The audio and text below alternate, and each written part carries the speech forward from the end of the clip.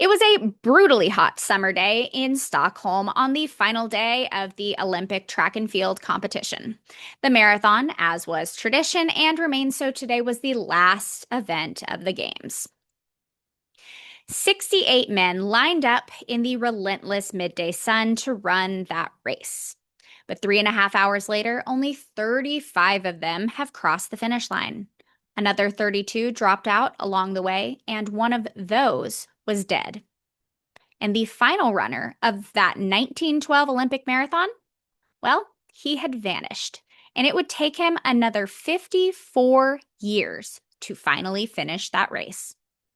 Today is Tuesday, July 15th, 2025, and on this day in 1912, Japanese runner Shizo Kanekori went missing during the Olympic marathon in Sweden, marking the start of what would eventually become the Guinness World Record for the longest time required to complete a marathon. I'm your host, Running Up That Hillary, and you are listening to Today in Running History.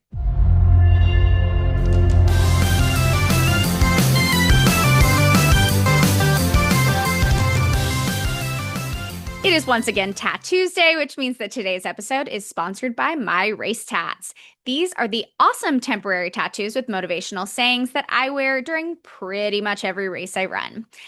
Something My Race Tats came out with fairly recently that I'm loving is their Athlete Starter Pack. This variety pack comes with 2 each of the 10 most popular tattoos they sell, plus 3 bonus tattoos that say strong and confident.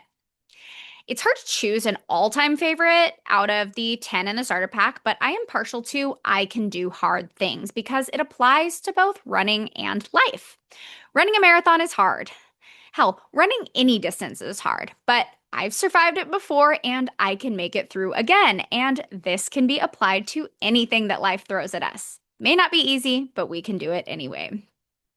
Check out the Athlete Starter Pack as well as all the other products at the My Race Tats website.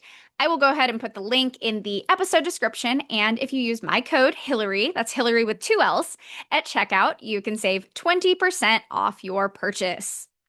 Okay, let's talk about the 1912 Olympic Marathon. As was the case with many events, some of the rules regarding how many competitors each country could field in an event were much different from today. So nowadays, each country is permitted to enter up to 3 qualified athletes in the marathon, but back in 1912, that number was 12. That year, both the US and the host country of Sweden entered full 12-man teams. The American team included Clarence DeMar and Michael Ryan, the winners of the 1911 and 1912 Boston Marathons, respectively, as well as Joseph Forshaw, who had taken home the bronze medal at the marathon during the previous Olympics. This was the first time that Norway, Serbia, Portugal, and Japan had ever entered athletes into an Olympic marathon. The lone Portuguese athlete was 24-year-old Francisco Lazaro. Lazaro was born in Lisbon in 1888 and at the time of the Olympic Games was employed as a carpenter at a car factory. He could reportedly not read or write, but was an accomplished distance runner, having won 3 marathons in his home country. 1912 was not just Portugal's first time in the Olympic marathon, but also their first time competing in any Olympic Games. Francisco Lazaro was one of only 6 athletes his country sent to compete in the Olympics, as well as their flag bearer at the opening ceremony. This was also Japan's first appearance in the Olympics, and they sent 2 athletes to compete. One of them was a sprinter, while the other, Shizo Kanekori, was a marathoner. Kanekuri was born in 1891 to a family that sold sake, and because they lived in a rural village, he would run nearly 4 miles to get to school each day. Japan did not pay for either athlete to compete at the Olympics, and Kanekuri's family and classmates had to put together a nationwide fundraiser for him to be able to attend. Once he had the funds, it took Kanekuri 18 days and a succession of ships and trains to travel from his home in Japan all the way to the Games in Sweden. It was 106 degrees on the day of the marathon when the Portuguese athlete Lazaro and the Japanese athlete Kanekuri joined the other 66 runners in Olympia Stadium to begin the race. The starting pistol went off at 1:48 p.m. and they were off. This was before the distance of a marathon was standardized to the current 26.2 miles, and the out and back course that day in Stockholm measured about 25 miles even. To try and contend with the heat and prevent sunburn, Francisco Lazaro covered his body in a layer of animal fat. Unfortunately, he accomplished the opposite effect, rendering his body unable to cool itself. About halfway through the race, he began to stumble and fell for the first time. He tried to continue, but his body's inability to sweat led to his collapse at the 30-kilometer mark. Lazaro's race was finished. And despite medics' quick action, he never recovered consciousness. He was pronounced dead early the next morning at a local hospital. It's been reported that before the race, Lazaro declared that, quote, "Either I will win or I will die." And in the end, he did stay true to his word. Back on the marathon course, Japanese runner Shizo Kanekori was struggling with the heat as well.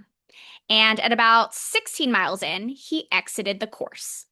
He was discovered stumbling around by a group of Swedes who took him to their home. These local Good Samaritans gave Kanekori some water and had him lie down to rest on their couch. He did not wake up until the following day. And when he did wake up, Kanekori was ashamed of what had happened, feeling he had dishonored his country and the competition itself. So rather than return to the Olympic Stadium for the closing ceremonies or even, let his one fellow countryman know that he was okay, Kanekori quietly returned to Japan. Despite the chaos of the day, Swedish authorities did in fact recognize that Kanekori was missing. But this was before cell phones and the internet and the availability of instant global communication that we have today. So while the Swedes did their best, they eventually had to shelve the case of the missing Japanese runner. Back in Japan, life went back to normal for Kanekori, and he was chosen to compete in the 1916 Olympics. But those were canceled due to World War I. He then went on to compete in the marathon in both the 1920 and 1924 games. He became a coach and race organizer and an important member of his country's running community. But again, the Swedes weren't gathered in front of their television sets watching the games on NBC, so Kanekori remained on their missing person list for a few more decades. Fast forward to the mid-1960s when Swedish journalist Oscar Soderlund wrote a column about the 1912 marathon mystery that sparked public interest in finding out what had actually happened to that Japanese marathoner. In 1967, Soderlund and a team of Swedish broadcasters tracked down Kanekori, then a 76-year-old geography teacher and grandfather of 10. Kanekori was invited back to Stockholm to finally finish the race he had begun 5.5 decades earlier. On March 20th, 1967, he did so, earning a finish time of 54 years, 8 months, 6 days, 32 minutes, and 20 seconds, and a record recognized today by Guinness. To reporters afterward, Kanekori joked that, quote, "It was a long trip." He died in 1983 at the age of 92. I must say that as a passionate runner who will never complete on the elite level, I especially love another one of his quotes. Quote, "The most important thing in life," he said, "is not to win or lose, but to participate." That is all I have for y'all today. Thank you so much for continuing to listen. Please tell just one person about the podcast or send them an episode you think they might like or share to your story and make sure to tag me. Again, today's episode was brought to you by My Race Tats, and listeners of Today in Running History can save 20% off your purchase using the link in the episode description or my code Hillary. And then join me tomorrow as I head to upstate New York in the 1970s for the first edition of what is often called the greatest 15K race in the United States. I'm your host, Running Up That Hillary, and this has been Today in Running History.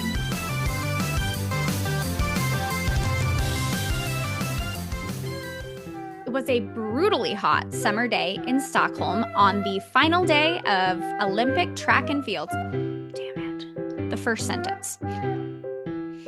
He could he could not read or write, which obviously I can't do either, because here we are. Of course, that's the exact one that I trip over, is that he can't read or write. but was an accomplished distance runner, having run. Seriously, I can't read or write.